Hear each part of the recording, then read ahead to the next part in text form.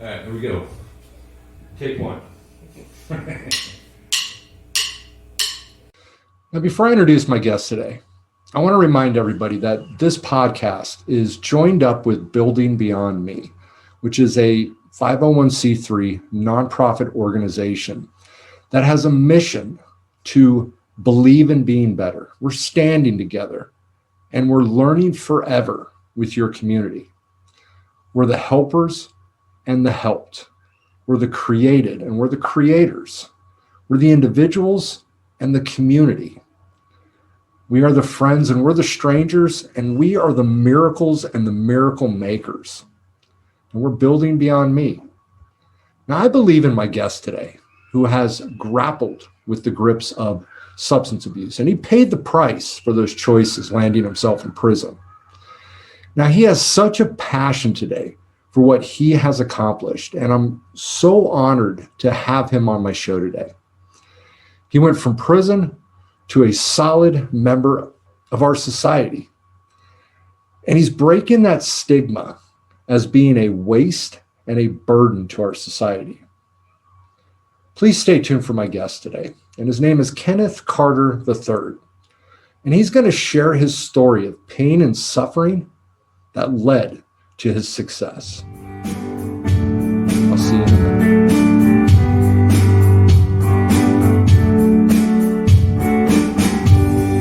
Trapped in a dream, a cave of nightmare, taunted by past, climbing Everest without a rope. Hey, welcome back to High Wall Clean. My name is Eric McCoy. You know, the pain that we gain from substance abuse can be defined as traumatic, or it could be a nightmare. But we could also say maybe it's a blessing in disguise. You know, as I've interviewed a lot of different people on this show, the one commonality that we have all seen is that great things have come from pain through my guests. We can do anything we want if we're willing to fight for things. And my guest today is another example of someone who has seen the ugly side of that lifestyle, but he's stepped up and he's walked those long miles to a success. My friend, Kenneth Carter III, and even though we have never personally met, he's my brother in arms, and he's here to present that great fight that he fought. This podcast, you know, for me has been a tremendous blessing, and I've gained a lot of new friends from people all over this country, and again, ones that I've never actually met. But before I bring them on, I want to share a poem real quick that I wrote, and it begins chapter 16 of Pain, Failure, and Misery Are the Stepping Stones to Success. And for anybody that's read it, I began all chapters except one with a poem, and it was to present the premise of that chapter with creativity. And I believe that this is a great intro to Kenneth. You have the power to decide your fate. Time is of the essence, so don't be late. Pain is your lesson and is a promise to be, while misery is a choice, so let yourself free. Anger will get you to want to give up. I'll show you, I swear, will sadly erupt. Why would you do this? Not sure what you gain? You're hurting yourself and causing the pain. Nixon was the one who declared war on drugs. Is heroin or meth an alive, violent thug? It isn't the drug that's the enemy or abuser. We are at war with our sick and often dying user. Think of your thoughts. Are they moving you forward? Or are they creating a world that's backing you in a corner? Once I decide that I can't stay clean, I'm destined to relapse and return to the scene. Pain is your friend, although it might sound strange. It gives us a sign when we fall out of range. How would you know if you stepped on a nail unless pain gave a warning and caused you to wail? Emotional pain seems harder to tolerate. It's hurt and fear that's so hard to compensate. Why do we numb those gifts of emotions? You will lose happiness in the deepest of oceans. The next lines are yours, so give this a try. Just jot down your pain in a song or a rhyme. Give it a twist with a positive spin. We're trying to turn your pain to a win. Kenneth, I want to thank you for coming and sharing your win today. How you doing, man? I'm doing good. Thank you. Thank you for that. I love that poem.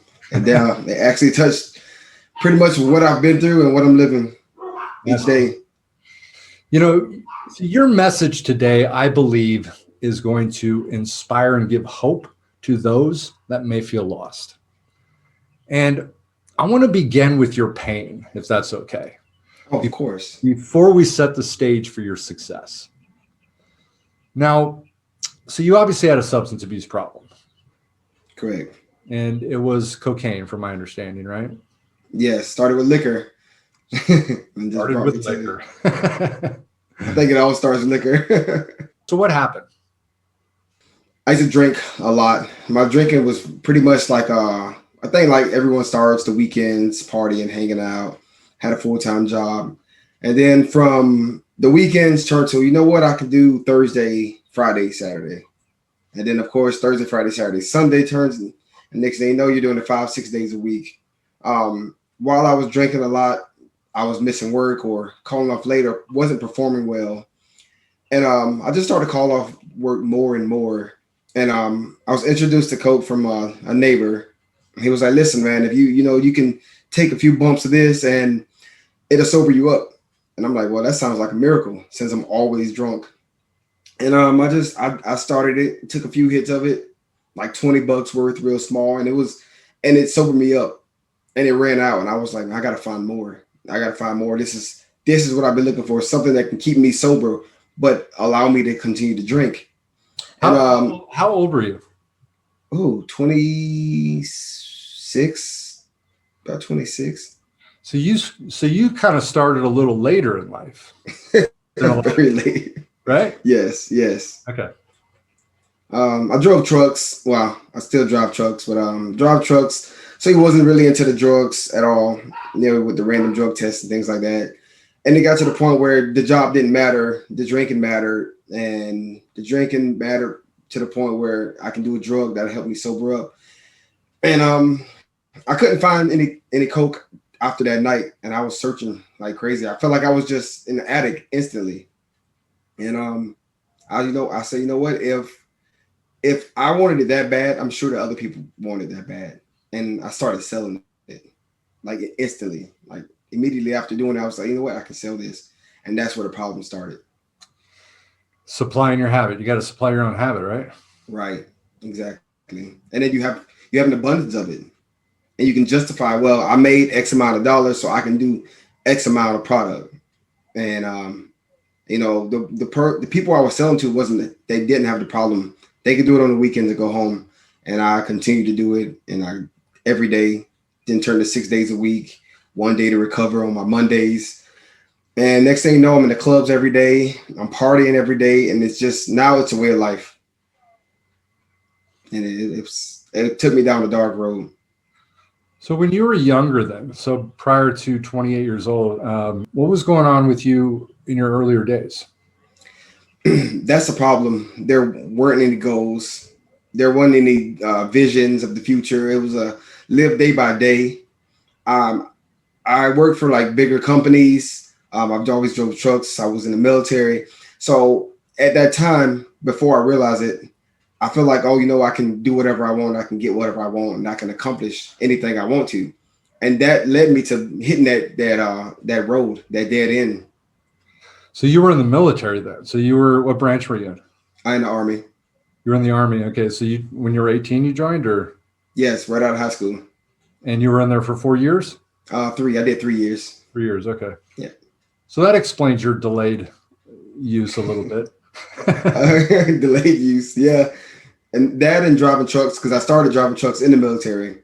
So, and I played football in high school, so I wasn't into the drugs then. And so just kind of, I guess it just died down, the passion and the drive to play sports and to be bigger and better, which I don't know where or when it left, but it did. and slowly but surely it deteriorated me. So the trucking industry has always been known for like methamphetamine, people obviously wanting to get places quicker, faster, longer. They drive longer hours. Is that something that you normally see? I've never seen it. Actually, I've never seen coke before I did it the first time. I've never been around people like that, like any users. Marijuana use was very slim every once in the blue moon, I guess recreational.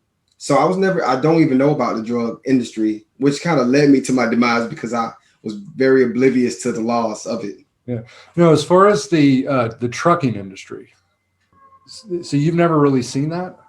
I haven't seen it, but I have read about it a lot. About actually, it was a guy who just killed 6 or 7 people on a bicycle, and he was like double the legal limit on meth. So you do see that, in the trucking industry because of the cocaine and meth keeping you up. You can drive longer, and kind of the faster I finish this job or the longer I can drive, the faster I can get money and get home to my family or whatever their motivations are. But yeah, so it's definitely relevant in this industry. Yeah. So then you got arrested. So what was the situation with that? What happened? Okay, so I was selling coke in the clubs for 5 years. I mean, nonstop. And so I started meeting a lot of different people, and I met a so-called friend, and I eventually started selling to him, and he wanted me to sell to his friend. And it was pretty much all a setup, and I ended up selling to his friend, which was an undercover officer. And I went down right then. How much did you get arrested for? I mean, how much did you have on you? I had an ounce, but I made one sale prior to that same guy with the friend. So I had that 1 ounce, and then I had the second ounce. And when they got the second ounce, it was kind of like, okay, we can get him now. So they charged you for two separate offenses? Yes, they charged me for two separate offenses. Gave me a plea deal to drop one off. So I had a selling delivery and trafficking cocaine on two different counts. They dropped those 2 counts off. But at the time, I was on paper facing 90 years. 90? Yes. Yeah, that's what I said. What? Clean record. Never been in trouble other than some like driving on suspended license or something. But 90 years because in Florida, each trafficking is 30 years and each selling delivery is 15. Wow. Yeah. That's pretty extreme. It is. And these are, so years ago I had a program here in so I'm in California, and I had a program in Anaheim called Serenity Life Counseling, and we did alternative sentencing. And that was a big thing for me, was being a 6-time convicted felon myself, and working with the court system. And that was pretty amazing in and of itself. But I actually became friends with judges, and I became friends with some of the DAs in Orange County. It's interesting how you kind of flip sides. Right. And I'm actually trying to get one of the judges on my podcast, Judge Bromberg. He's an amazing guy here in Orange, over in Orange County. And we used to talk about that a lot because, the problem and the sad part about it is sending people to prison that are selling drugs, but they're doing it specifically for their own habit and to support their own habit. You've got the differences between the, people that are just making the drugs and selling it, not doing it, and they're just doing it strictly for profit. But when you have somebody that's a drug addict, that is working to, sell drugs to support their own habit, is that something that Florida looked at all? No, but looking back on it, it's going to be hard to differentiate a user from a seller, because I feel like at the end of the day, all dealers they're doing some drug. I mean, I don't know for a fact, but we're supplying some type of high for ourselves, even if it's not our own product. We're still purchasing other products. Yeah. So.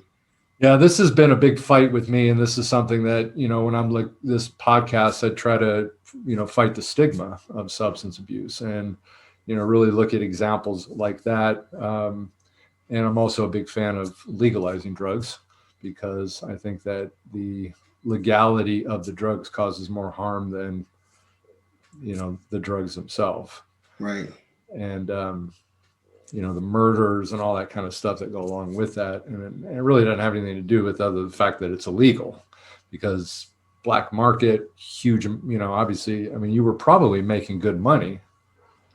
I mean, other than you were probably doing some of your profit, obviously, up your nose, but but the problem was I was justifying it. I was making so much money that the little bit I was doing, you get to a certain level where you're buying so much in wholesale that you can say, oh, well, this is nothing. I can make this, I can use this part here because I'm making so much money on this end, which is the bad part.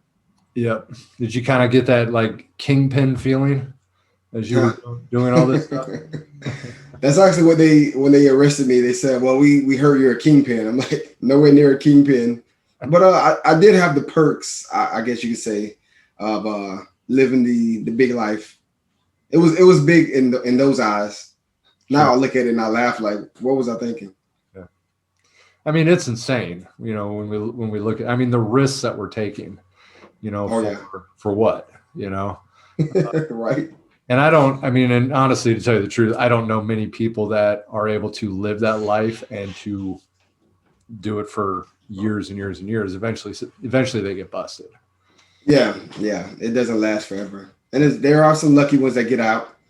Mm-hmm. I feel like I'm happy I didn't get out, because I feel like if I did get out and never got caught, actually it happened where I stopped completely, and I got calls again, and I started doing it here and there. So I wasn't even actively selling when I was caught. But that's the problem. You just kind of here and there. I'll do it every once in a while. I need a couple $100. Let me go do it. Yeah. So when you were saying they, some got out or away with it and that kind of stuff, what do you mean by that? Like some people, they actually just stop. They feel like, okay, you know what, I've had enough. Or I guess it's crazy to say, but they have goals, or they have some vision of, let me make this X amount of dollars and get out. Or something happens in their life, they meet the special person that doesn't want them around it. But it's very rare that it happens, because at the end of the day, the addict is the dealer. I was addicted to money. The drug wasn't really the problem. It was the money. And you continue to make the money. So you continue making more money. So you continue to get high. Yep. And so it's a battle. Yep. And money is unlimited. So really, you just make money until you die over some overdose or something. Get shot or something. I'm thankful and very grateful that I didn't live that type of life. I was never the type of person that carried guns or anything, because I would have got 30 years automatic if I had a gun on me. Armed trafficking. But I was never like that. I was always the party type. So I'm hanging around with the people who's doing it. I'm doing it with them. And so I felt like I was part of the clique in a sense. But being part of that clique is really just going to mess you up. Yeah. Because you're the only one that goes down at the end. Yeah, it sounds like Florida is pretty strict on all that stuff, Oh, yeah. I mean, California, it definitely is also, but, California has actually, I guess you could call it almost decriminalized drugs, because now all possessions are misdemeanors. So possession of heroin, possession of meth, coke, all that stuff are misdemeanors now. Oh, wow. They used to be felonies. Of course, back when I was running around, they were all felonies. Now, sales is a different story. Okay. Sales charges are different. I got a really good friend of mine who caught 2 back-to-back sales charges, and he's in prison. He got 10 years, 8 months. But he also had a prior strike. So he had, California's got that 3-strike law. And so he had back in 99, I think he had a strong arm robbery. And so they tacked that on, prior prison term, this kind of stuff. And so that's what he ended up with, Yeah. I'm no more strikes for me. I'm scared straight. 100%. And Florida has the strike thing too? Yes, they do.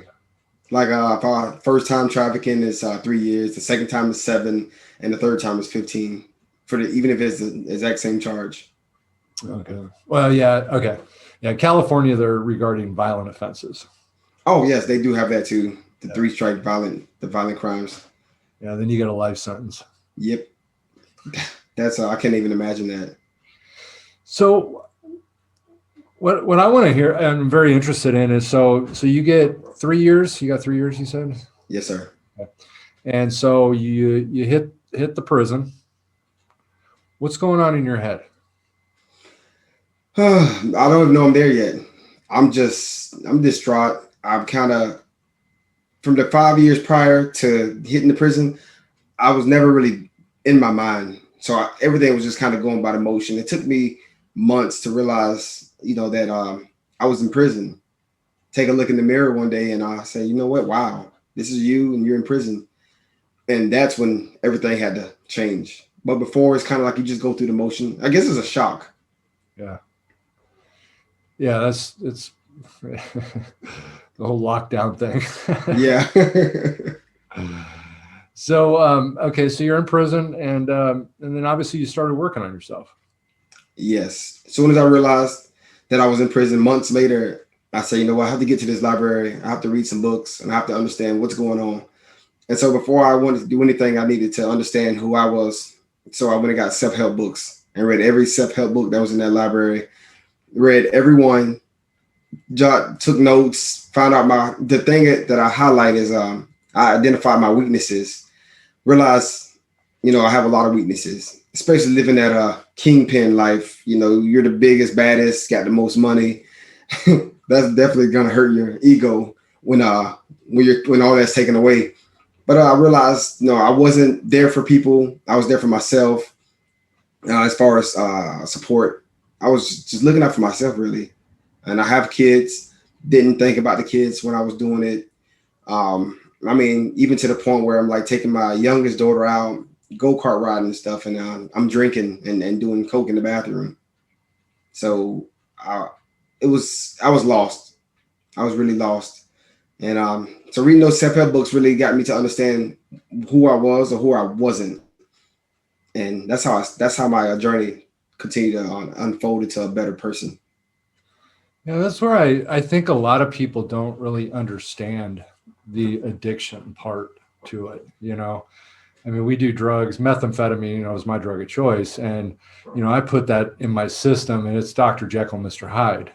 I mean, it literally takes over my midbrain, which is the survival part of my brain, and it shuts down all of my thinking, my cognitive thought process. I had a very similar story, and kind of what you were saying is, I lived that life too, selling drugs, making the money. Of course, I had a lot of crimes that, that I committed also.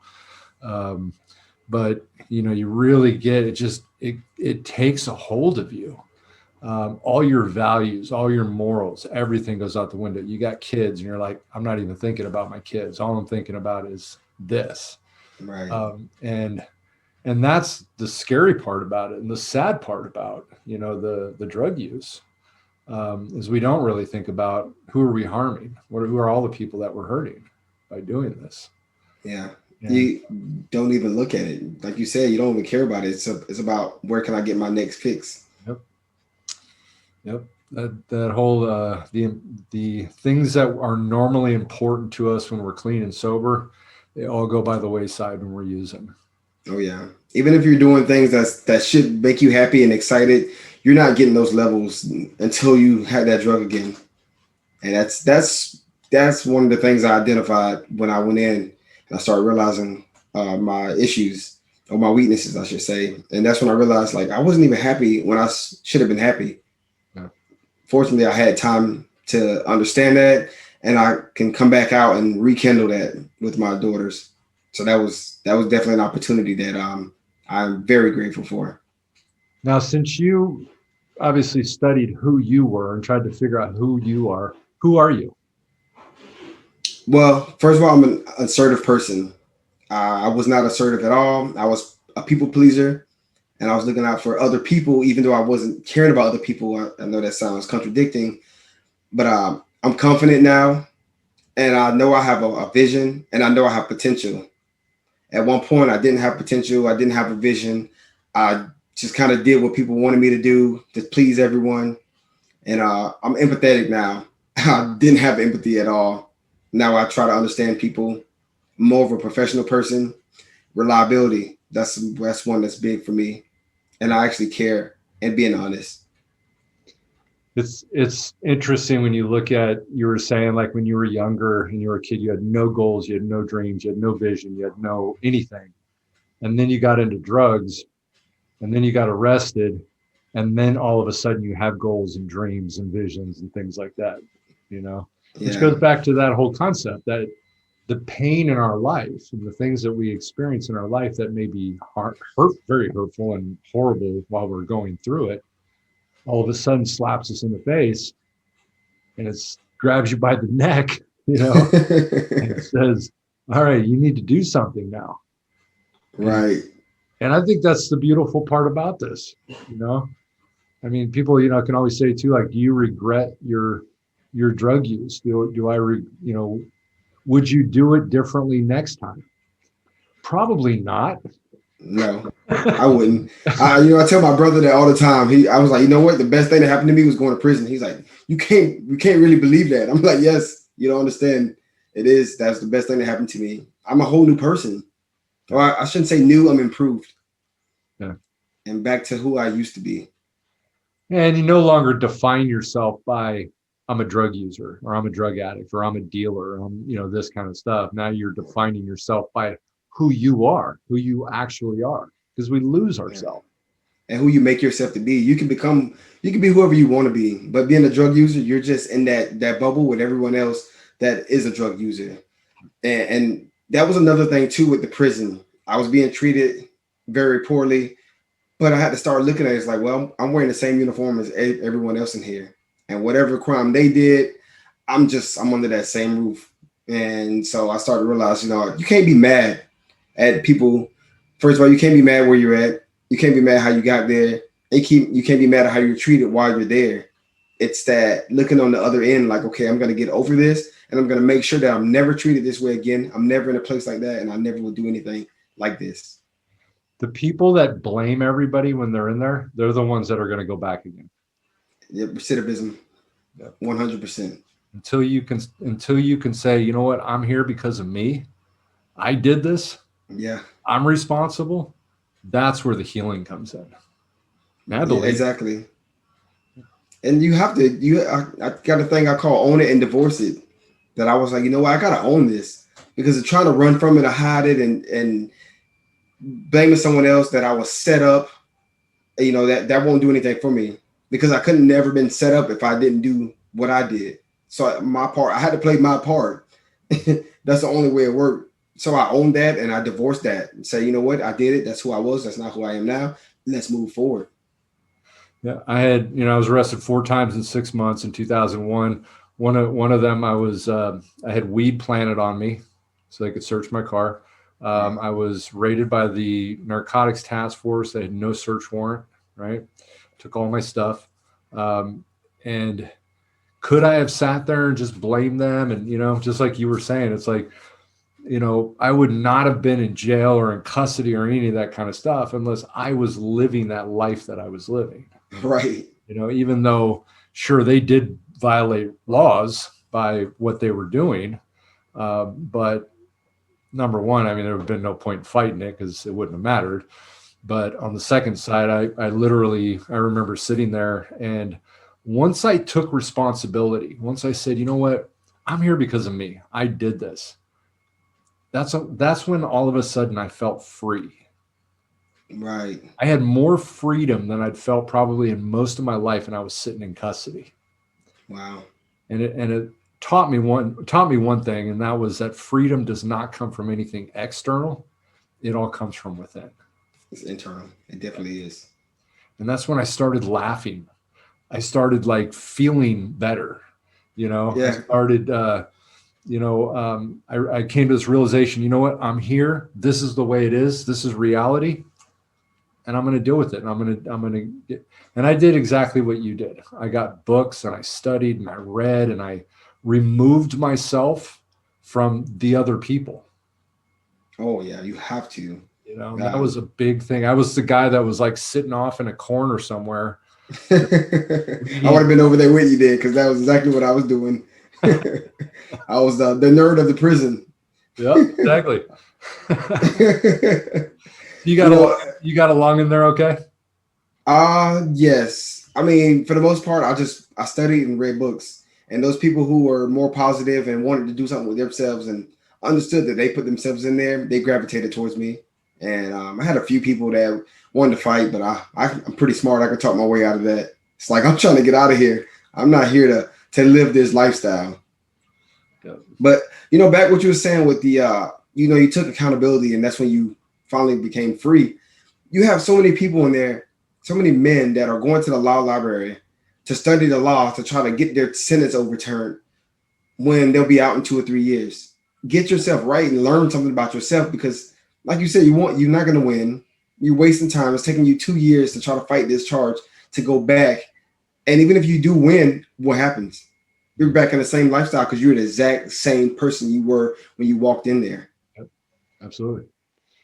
Yep. So you took the pain, you learned from it, and you got out. How long ago did you get out? Stop counting.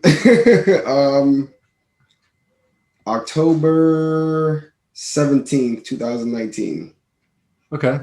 So it's about a year and a half. About a year and a half. Okay. Yeah. Now, And now we get to the exciting part, right? So you got out, and what did you have when you got out? Do you have family that's still there? Do they support you? Do you what did you have when you got out? I've had my family was there. They visited me all the time. My girlfriend was there when I got out. She stuck there with me the whole time. I definitely my support was something big. And just to get back on that for a second, a lot of people that's in there are mad because you have that support. Oh, you wouldn't be as positive if you didn't have support. You wouldn't be reading these books if you didn't have that support. Because once again, they're looking for that external. But it was internal first. And I know if I would have came in with that attitude of like, screw you, F this, then I wouldn't have that support. They would have been like, okay, this guy hasn't learned his lesson. Yeah. So, like you said, it's internal first. But I did have good family support. Yeah, that support, I'm sure, definitely kept you somewhat positive. I mean, you definitely had a little bit. There are sadly, a lot of people in prison that don't have that. Yeah. That they're my friend that I'd mentioned. His wife packed up, left with their kids. They moved to Texas.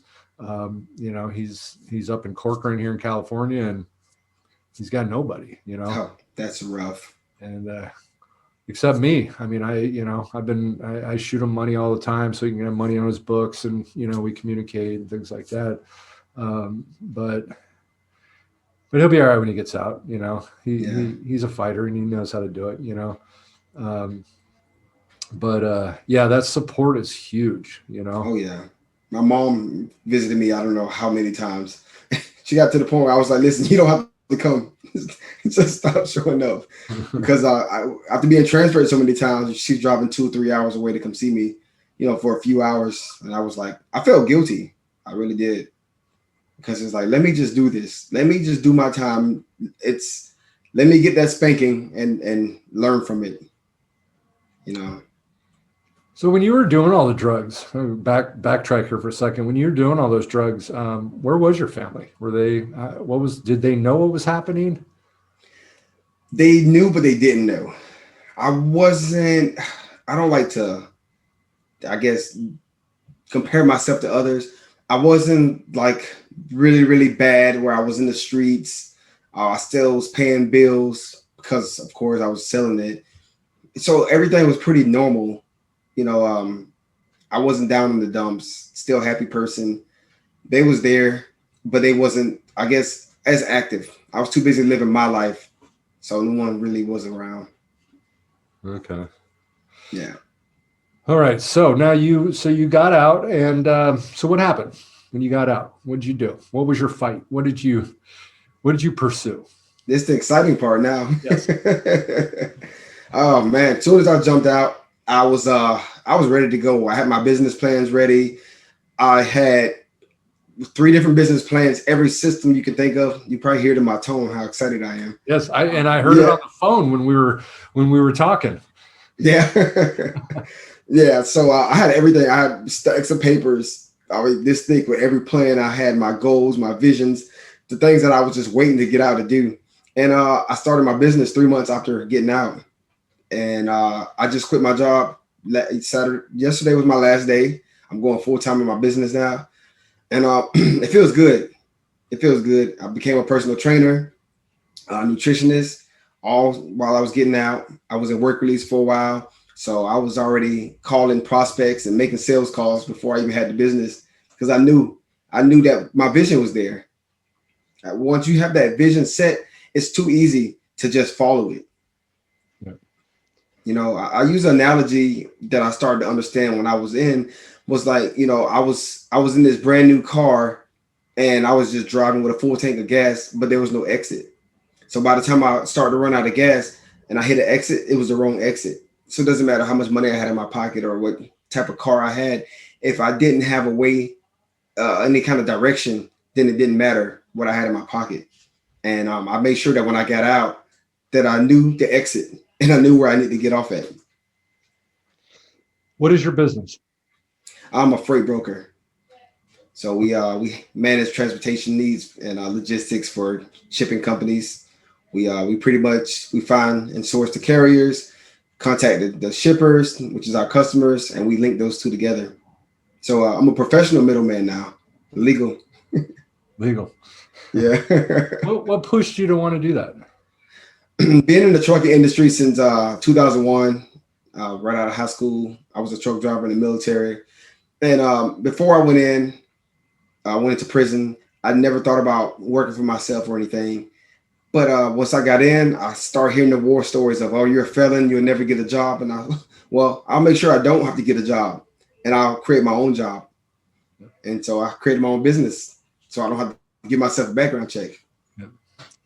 And that's the message right there, because that is something that so many people think. You know, I'm a convicted felon. Nobody's going to hire me. Who's going to hire me? For anything. Like, who's going to trust me ever again? And that's the message right there. You know, is that, again, no matter where you've been or what you've done, you can do anything you want if you're willing to fight for it.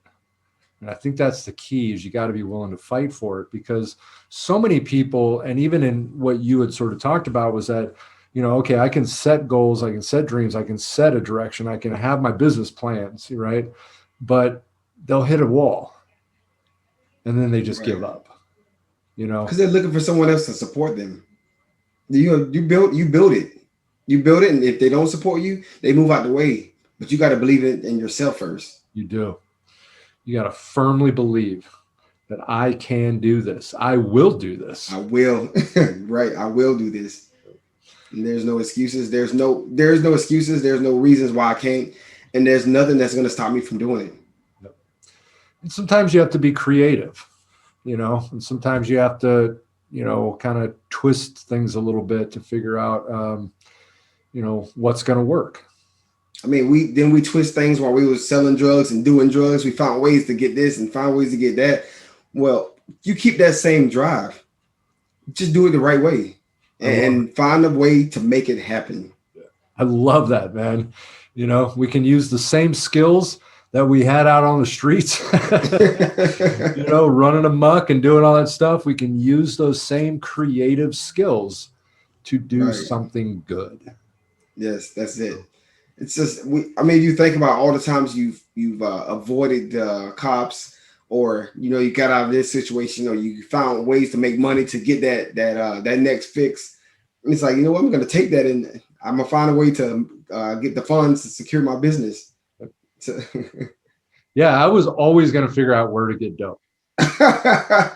Exactly. I always did. Without a plan, you just figured it out as it came. So imagine what you can do with a plan. Yeah. So why can't we do that in a different life? You know? Yeah, it's like similar to sex transmutation, which is saying you pretty much use the same drive to find sex. How we do, you take that same drive and that motivation and you put it towards something else. So it's pretty much the same thing.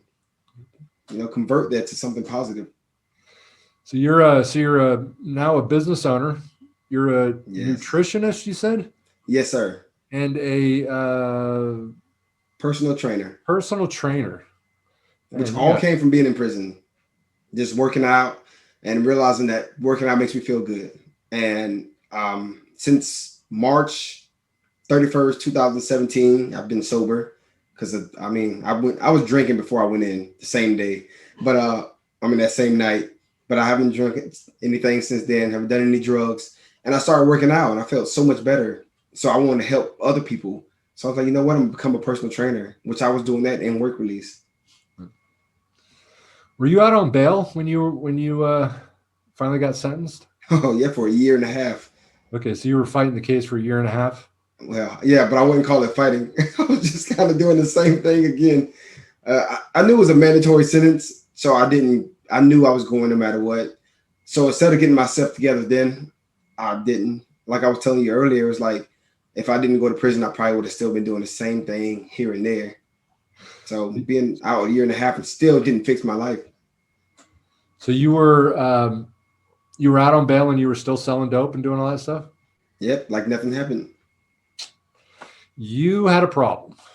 A big problem. That's why I told you I'm grateful for the sentence. I'm grateful for that because I wouldn't learn my lesson. And you're lucky you didn't catch any new cases. Oh, I know. That would have been ugly. But you know what? In my mind, I was so smart that I wouldn't get caught, although I just got caught. Yep. What you said, something about the middle of the brain. Yep. What's that? What you were saying about the middle of the brain. Yeah, the midbrain. So that's where that's where our pleasure center is. So our pleasure center is in the mid part of the brain, and the midbrain is our survival part of the brain. That's the whole concept of addiction. You know, that when we do something that gives us pleasure, we naturally want to keep doing it, and it's designed as a survival part of the brain. You know, you eat food, you get a release of dopamine. That's a neurotransmitter. You drink water when you're thirsty, you get a release of dopamine. Those are two survival things that reinforce us the desire to eat. You have sex. It keeps our species, with more kids. And so that's the part of the brain that we're manipulating, is that we're doing, and that becomes survival. So in our minds, we start thinking, oh my God, I'm going to die if I don't do the drugs. For me, I mean, who in their right mind is going to get arrested post bail, keep doing what they're doing, get arrested post bail, keep doing what they're doing, get arrested post bail, and just accumulating, all this bail, Right. Who in their right mind would do something like that? That's the thing. We're not in the right mind. No. And that's, for me, it was methamphetamine, and I was an IV drug user. And so I was, slamming, over an 8-ball a day. And it was such a part of me. I mean, when I'd get arrested, I'd even have the mentality to be high when I'd get arrested. And I'm like, all right, cool. I'm just going to stay in. No big deal. I'll handle this. I'll stay in jail. And then it starts going out of my system, and that craving kicks in, and the craving kicks in so strong that, I'm getting out. I got to get out. I got to get high, and that was everything that happened, and so even after the fourth arrest for me, I'd like to be able to say, yeah, I just, it was like, okay, I'm committed, I'm going to stay, and all that kind of stuff. No, it's not the way it was. But I owed my bail company too much money that they weren't going to bail me out with anything down. I called my dad to see if he'd help me, and he's like, no, you know what? I'm glad you're there. At least I know you're safe, and so like I had to, deal with that, those cravings. That freedom that I felt did not come until I'd been in there probably at least a month and a half, 2 months, maybe 3 months, being in there, that I finally felt a little bit more of that freedom. Once my head was able to sort of think. Yeah. And I couldn't even read a book. I remember being in there, like I'd have a book, at first, and I could read an entire page and I couldn't remember any of it. Oh, wow. I mean, none of it like stuck in my head. And so I'd have to read it again. And then it was very confusing in those times. The great thing is we can stop doing the drug and overcome that and become better people and start to memorize and learn and create wonderful things Absolutely. like this podcast. You can bring people on and they can talk about their stories. You couldn't. I'm pretty sure this wasn't even in your thought patterns when while you were getting high. Hell no, I didn't even know what a podcast was. Absolutely, man. It's and that's the cool thing. I mean, we all, we get out and success is obviously subjective, in terms of whatever that means to you. Right. And I always want people to understand that success doesn't necessarily mean lots of money or success doesn't mean, it's different to different people, and whatever that means to you, can be success. And, I ended up at some point in time. I mean, for me, it was like, I just wanted to be happy. That was my thing, was like, I just wanted to be happy. I just wanted to feel like I had something to give, that I could learn to love myself, care about myself, and then to be able to, get married, and have, and so these are like successes for me, and that's something that I think is important for people to understand, that, it's very subjective. Whatever it means to you, that's your success, Right. And I love your story, man. I think you have such a great story. I think it's a powerful story. And it's great to see, that you are determined to and committed to making the goals and the things that you've set forth. And you've done it now. How ironic is it? Today was your last day, you said, at work? Yesterday. So today's my first official day not going to work for someone. What a great day to do this podcast. It's perfect. You were supposed to do it yesterday, but today's even better, right? Hell, I couldn't do it yesterday because of work. It got to the point where I was feeling, I had a lot of anxiety going to work. Stress, very stressed out. And it's not the job. It's just I couldn't do what I wanted to do. And I had this dream that I've been working on since I went in. And I got to the point where sometimes I feel like I was going to cry just driving to work. That's when I said, I can't do this. It's not good for my health.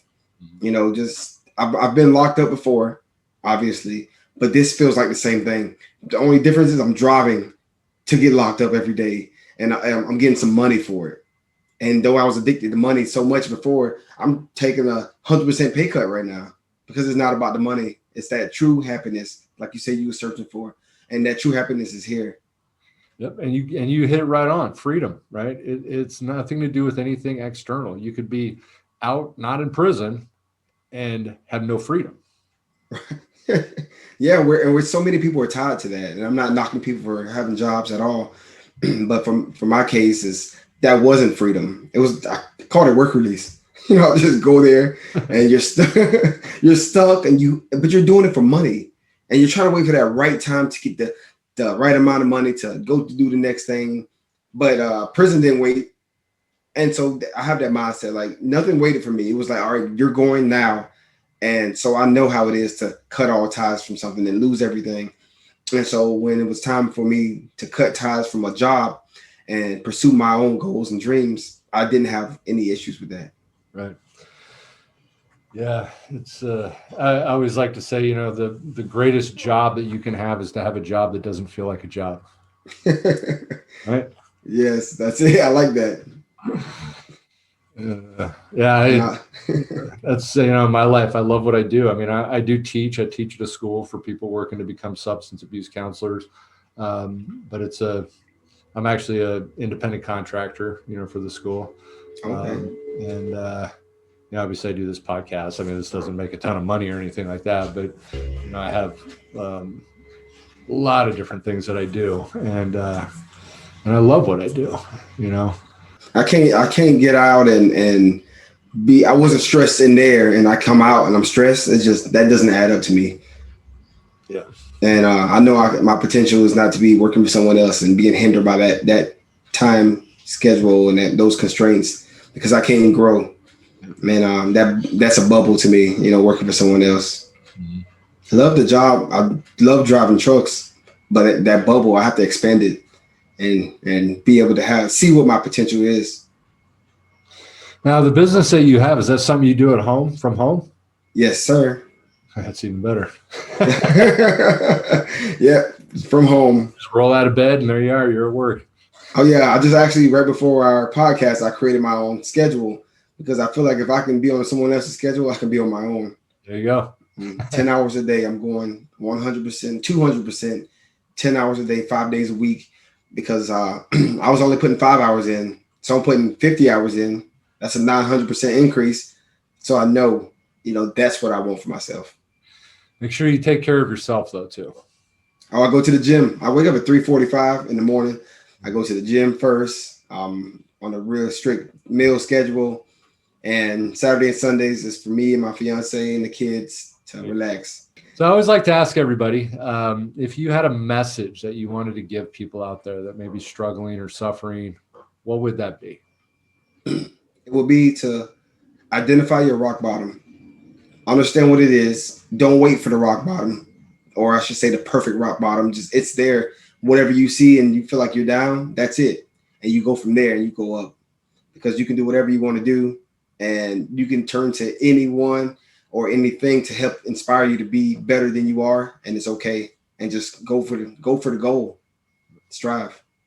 Yeah, I like what you said about the rock bottom, because the ultimate rock bottom is obviously dead. So we don't want to go there, so it can be whatever people want to define their bottom as, Right. And it doesn't have to be prison, it doesn't have to be, the most horrific thing that you can imagine. You can set other, just say, okay, you know what, this is it. I'm done. I don't want to go any further down. Yeah.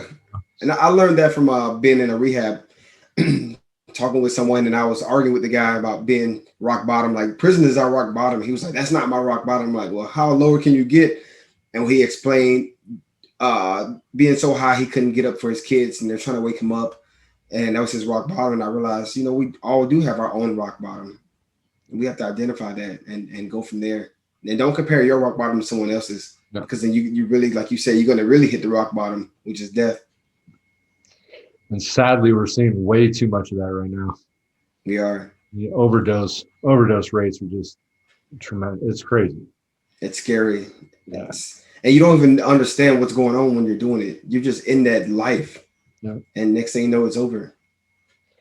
Yeah, in Florida are you guys seeing like the huge fentanyl overdose deaths? I mean, all that stuff over there? Or?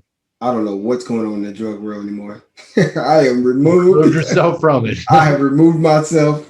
I went to prison with 2,500 phone numbers. I came out with 2. There you go. Clean slate. So anyone family and your girlfriend, right? yeah. Yes, that's it.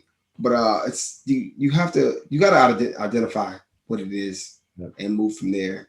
Yeah. And anyone that's in your circle, if they're not there to help you and support you, you gotta get them out. Yeah.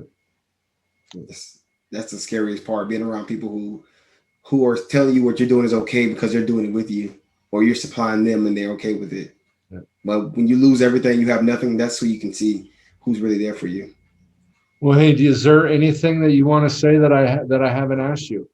I'm working on some plans to start some nonprofits to help people that's been down and out, and definitely want to get with you, because I know, like you say, you're teaching counselors. That'd be something great. And I just want to say, as far as my company, my MarathonFreight.com, it's what I'm doing 100%. And as far as my fitness goals, I have my ISS certification. And my new company is Supply Chain Fit, which I'm trying to help other drivers get over health and wellness issues. There you go. Yeah, so it's all to help. I bet a lot of truck drivers are very unhealthy. Definitely. The lifestyle is bad. The lifestyle is similar to partying. You're never home. You're eating bad food. Sleep is bad. You're just sitting all the time. And sitting all the time. Definitely.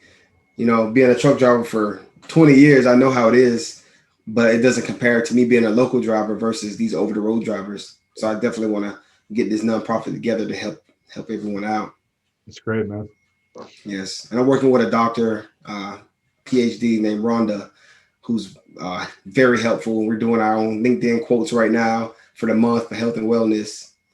So you can definitely look for me on LinkedIn too. Kenneth Carter, the Roman numeral 3. And we try to give back, and it's a positive quote every single day to help people overcome those bad things, those bad times, or that bad mindset. Hey, I want to thank everybody for tuning in to another episode of High While Clean. Keep getting high, but let's do it clean. I'll see you soon. Thanks. Darkness, we find the light.